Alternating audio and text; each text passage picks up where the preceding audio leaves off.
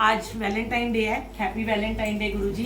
क्योंकि गुरुजी जो है ना, जब से हम गुरुजी से मिले हैं, जुड़े हैं, तब से हमारा सब कुछ गुरुजी हो गए हैं। हमारे सारे फेस्टिवल, होली, दिवाली, जितने भी त्योहार, एनिवर्सरी, बर्थडे, सब गुरुजी के साथ सेलिब्रेट होते हैं। है तो ये विदेशी त्योहार, इंडिया में तो नहीं था, पर हाँ मेरा एक मानना है कि वैलेंटाइन तो हमारा कोई भी हो सकता है।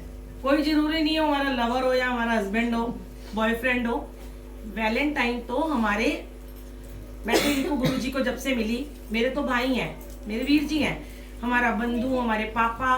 वैलेंटाइन कौन होता है पता है आपको? वो होता है जो हमारी केयर करते हैं, जो हमें बहुत प्रेम करते हैं, जो हमारी रक्षा करते हैं, जो हमारा हर पल पल ध्यान रखते हैं, हमारी सारी इच्छाओं को पूरा करते हैं। वही हमारे वैलेंटाइन होते हैं। असली अर्थ वैलेंटाइन का किसी को पता ही नहीं है। हम ये सोचों में डूबे रहते हैं कि अरे नहीं, मैंने कल ही, आजकल रोज आना ना ये वैलेंटाइन की सत्संग, लोगों ने कह दिया मैसेज बना दो कि रेड चोला लगाना है और वैलेंटाइन का ही सत्संग वैलेंटाइन का करना है। तो देखो, शब्द गुरबानी तो हम वही चलाते हैं जो गुरबानी बानी दी हुई है गुरु ग्रंथ साहब में। एक दो बाद में भजन चलाए थे, जैसे हमने चलाया गुरु मेरा मंदिर, गुरु मेरी पूजा, गुरु को अर्पण कर रहे हैं, हम कुछ भी कर रहे हैं जो। और जब हम अपने गुरु से जुड़ते हैं ना, गुरु जी हमारा हर दिन वैलेंटाइन बना देते हैं। मैंने तो बहुत देखा, और ब्लेसिंग ही ब्लेसिंग है। अब कल शेयर किया था कि बड़े मंदिर में मेरा वैलेंटाइन डे कैसे मनाया था, वो आज मैंने यूट्यूब पे डाल दिया। रोज रोज तो एक सत्संग नहीं शेयर कर सकती, आप सुन सकते हो, मैंने आज ही डाला है। बुलबुल आंटी सत्संग, वैलेंटाइन डे स्पेशल सत्संग, सुन लेना कैसे गुरुजी ने मुझे बड़े मंदिर बुला के वैलेंटाइन पे क्या ब्लेसिंग दी थी। फिर कल मैंने सोचा एक सत्संग में छोटा सा आज सुनाऊंगी कि डुगरी में कैसे गुरुजी ने मुझे वैलेंटाइन की ब्लेसिंग दी थी। ऐसे ही ना, हम हमेशा हर फेस्टिवल पे बड़े मंदिर जाते ही हैं। अगर हमारी सेवा कहीं नहीं होती तो हम जरूर जाते हैं, और मैं एवरी थर्सडे या फ्राइडे जाती हूँ।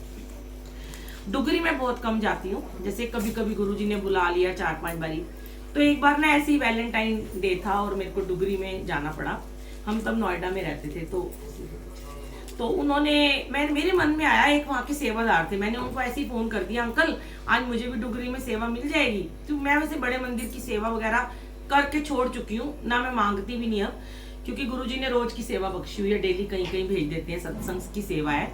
तो गुरुजी ने कहा तू यहाँ हफ्ते में एक बार क्या करेगी, तू रोज सेवा में जाया कर। अब होता है ना कि डुगरी में लोग बोलते हैं चलो वहां भी मिल जाए, तो वहां जाते ही ना मेरे को एक आंटी ने बोला कि आपको ना वॉशरूम की सेवा मिलेगी। मैं हर सेवा में खुश हूँ, मुझे तो बड़ा मजा आता है, सेवा करो जो मर्जी मिल जाए। अब उन दिनों ना, आज तो जैसे गर्मी हो रही है, वैलेंटाइन पे बड़ी ज्यादा ठंड पड़ रही थी, क्योंकि आपको पता है 10 फरवरी के बाद फिर ठंड पड़ती ही थी पहले। और मुझे मिल गई वॉशरूम की सेवा। बहुत ठंड थी, बहुत ठंडी हवा चल रही थी। सुबह 7 बजे से मैं वहां खड़ी थी, और कभी एक वॉशरूम में वाइपर मार रही हूँ, कभी पानी डाल रही हूँ, कभी पोछा निचोड़ रही हूँ, कभी लगा रही हूँ, कभी वॉश बेसिन धो रही हूँ। तो मैं पूरी, मतलब बहुत ठंड में कांप रही थी बहुत ज्यादा, और सॉक्स मेरी पूरी गीली हो गई थी। और सेवादार जो अंकल, चाय प्रसाद, बिल्कुल जो डुगरी का ऊपर मंदिर है उसके नीचे मेरे को सेवा मिली, सीढ़ियों के नीचे बिल्कुल। मैं बड़ी खुश थी।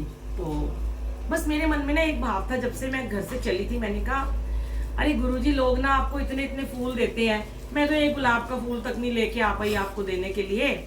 तो अब देख लेना, यहाँ तो ऐसे तोड़ नहीं सकती यहाँ से मैं फूल, पर मेरे मन में था कि मैं एक रोज गुरुजी को देती। मुझे कभी किसी ने रोज नहीं दिया वैलेंटाइन पे, वो मैंने कल शेयर किया था, मुझे गुरुजी ने पहले बुके दिया था।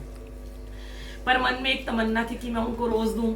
अब मैं खड़ी हूँ, मेरी सॉक्स गीली हो रही है, एक आंटी आ रही है, कह रही मेरी सॉक्स पहन लो, इतनी कांप रही हो। 5-5.5 घंटे सेवा में गुरुजी ने खड़ा रखा और मेरे को 13 चाय पिलाई। सेवादार कह रहे हैं इतने कांप रहे हो, बार बार चाय मुझे पिलाई जा रहे थे।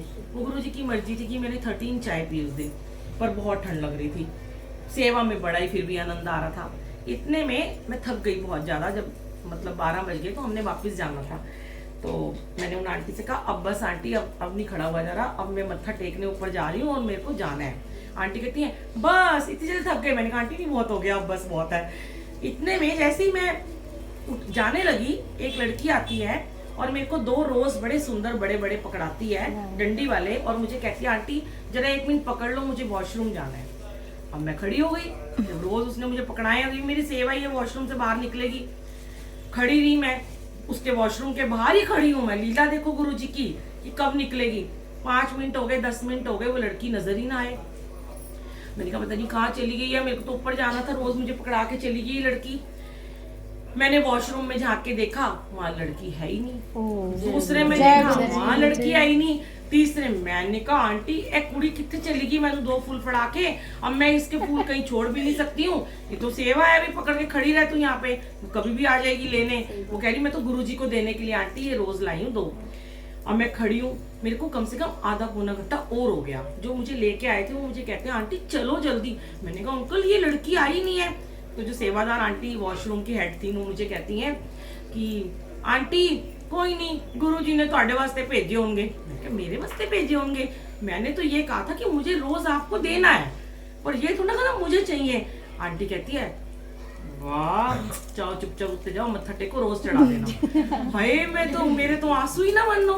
मैंने कहा गुरुजी आप किस रूप में आए और मुझे 2 गुलाब दे के चले गए कि तेरी तमन्ना थी कि मैं यहाँ पे दूं। मैंने तो 1 मांगा था। कह रहे गुरुजी ने मेरे को एकदम से टेलीपैथी से बोला कि एक तो तूने मुझे चढ़ाना ही था, वो तो एक तेरे नाम का, और एक जो तूने सेवा करी है वो मेरे नाम का। 2 रोज मैं गई ऊपर गई। अब वहां पे वो इतने रोजेस होते हैं, पूरे बड़े मंदिर में ऐसे ही चढ़ाने देते, बाहर ही रख देते हैं। अब मैंने थोड़े चुन्नी में ऐसे करके छुपा लिए कि चढ़ाने तो देंगे नहीं, पर बिल्कुल आगे दरबार के 2 सेवादार खड़े हुए थे। अब झूठ भी नहीं बोला जाता मंदिर में जाके, तो मैंने कहा गुरुजी अब ये देख लो आप ही ले लेना। इतने मैंने एक अंकल जो इस तरफ खड़े थे, मैंने कहा अंकल ये 2 रोज। अंकल कहते हैं आंटी ऐसे नहीं होता, आप नीचे रख दो।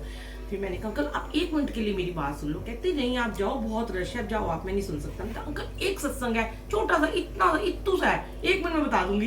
कहते बोलो। मैंने कहा अंकल ऐसे ऐसे ना मैंने गुरुजी को कहा था कि मुझे आपको रोज देने हैं, और एक लड़की आई और मुझे नीचे 2 रोज पकड़ा के चली गई, वो गायब हो गई वहां से, वॉशरूम में भी नहीं है वो। तो नीचे आंटी ने बोला कि शायद गुरुजी चाहते होंगे, इतना ही बोला चाहते होंगे, बात भी नहीं मेरी पूरी हुई। अंकल कहते हैं ना 2 रोज लिए गुरुजी के चरणों में। जय गुरुजी, शुक्राना गुरुजी, इतना प्यार करते हैं गुरुजी सच में। संगत जी लोगों के लिए ना ये बड़ी छोटी छोटी बातें होंगी, पर जो गुरुजी को मानते हैं ना उनके लिए तो बहुत बड़ी सौगात हो जाती है कि जो मांगे ठाकुर अपने ते सोई सोई देवे, नानक दास मुख ते जो बोले यह हुआ सच होवे। ये मैंने पहले भी शेयर किया था कि जब हम कुछ कहते हैं मांगो नहीं मानो, ये सच है। मांगे भी किससे, आपके सिवा हमारे आई कौन है। आप पति से मांग लोगे, 1 बार मांगो, 2 बार मांगो, 2 ड्रेस मांगो, 4 मांगो, 5वीं बात सुना ही देंगे, है ना। रोज रोज मांगती रहती है। पैसे भी इनसे डायरेक्ट मांग लो, वो उनके मन में थॉट डाल देते हैं कि इसको दे दे। मैं तो सबको पता है, शालीमार बाग में मेरा स्टूडियो था, मैं यहाँ बहुत काम करती थी, नेल स्टूडियो था मेरा, मेकअप स्टूडियो था। गुरुजी ने सब बंद करा दिया। बड़ी टेंशन होती थी जब मैंने काम बंद हुआ था कि ये होगा क्या, अब गुरुजी के चोले कैसे बनेंगे और मेरे चोले कैसे बनेंगे, कि दोनों के कपड़े बड़े जरूरी होते हैं, वो रोज नए चाहिए होते हैं। अब गुरुजी ने ऐसा ब्लेस करा कि मेरे बेटे को, मेरा अंकल तो कर ही रहे थे, मेरे बेटे को बहुत ज्यादा ब्लेस कर दिया छोटी एज में ही। और उसने मुझे कहा मम्मी अब आप बहुत काम कर चुके, सेवा में लग जाओ, जो चाहिए मैं आपको, जो जितना चाहिए, ऐसा नहीं है कि मुंह फाड़ के बंदा मांग ले, जितनी जरूरत है उससे ज्यादा ही वो दे रहे हैं। तृष्णा मिटा दी है, लेकिन ऐसा भी कर दिया, ये नहीं कि हम रोज ही कपड़े नए पहनते हैं, ये भी बना दिया उन्होंने। कई बारी मैं दिल्ली से बाहर जाती हूँ सत्संग में, कभी लुधियाना कभी कहीं, और सुबह जो कपड़े पहन के जाते हैं कैब में, ये सब लोग सेवादार वहां कपड़े बदलते हैं, मैं लेके भी जाती हूँ नए कपड़े, पर गुरुजी कहते हैं यही पाई रख, चंगा लग रहा है, नहीं बदलती हूँ। वो तृष्णा जो है ना, वो मोह जो थोड़ा था वो ठीक हो गया, कम हो गया, जो पहले बहुत रहता था हर वक्त। गुरु से जुड़ने के बाद अगर हमने अपने मोह का त्याग नहीं किया, अहंकार का त्याग नहीं किया, और निंदा चुगली का त्याग नहीं किया, और इधर उधर बैठे के बस इधर की उधर करते रहे, कोई फायदा नहीं है सत्संग में जाने का। मुझे पता है शालीमार बाग से भी मुझे बहुत फोन आते हैं, सब आंटियां बैठी हैं, सब बहुत प्यारी हैं, हमारे घर भी आते हैं, सब सेवादार हैं, लेकिन जहां गुरुजी जरूरत होती है ना वहां जरूर भेज देते हैं। और ये वाकई में सच है कि गुरुजी ही डिसाइड करते हैं कि हमें कहाँ पे जाना है।